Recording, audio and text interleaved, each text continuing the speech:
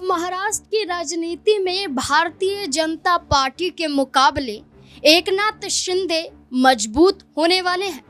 क्या एकनाथ शिंदे अब भारतीय जनता पार्टी को आंखें दिखा सकते हैं? क्या एकनाथ शिंदे भारतीय जनता पार्टी को ललकार सकते हैं? इसके कई कारण नजर आते हैं और ये सवाल क्यों उठ रहे हैं।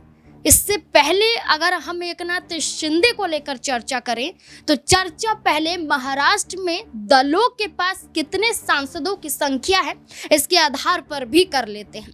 पहली बात कि महाराष्ट्र की राजनीति में लोकसभा चुनाव संपन्न होने के बाद एकनाथ शिंदे की जो शिवसेना है उसके पास 8 सांसद हैं। वहीं शिवसेना यूबीटी यानी कि उद्धव ठाकरे की बात की जाए तो 9 सांसद उनके पास हैं। शरद पवार की एनसीपी की बात की जाए तो 7 सांसद उनके पास हैं। अजीत पवार की बात की जाए तो 1 सांसद है और वहीं कांग्रेस पार्टी की बात की जाए तो 12 सांसद उनके साथ नजर आते हैं। और उसके बाद भारतीय जनता पार्टी की बात की जाए तो महाराष्ट्र में 10 सांसद उनके पास हैं।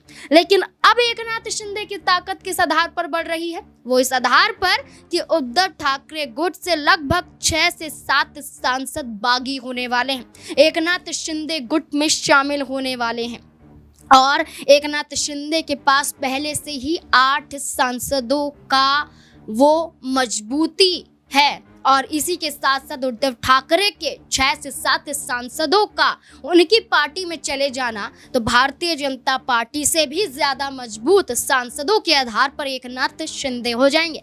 इस आधार पर कहा जा रहा है कि क्या अब एकनाथ शिंदे क्या भारतीय जनता पार्टी को चुनौती दे सकते हैं?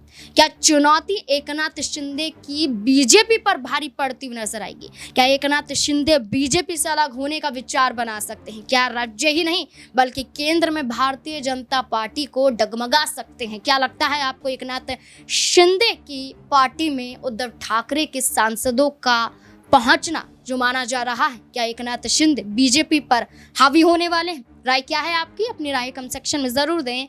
देखते रहें SPN9 न्यूज़। धन्यवाद।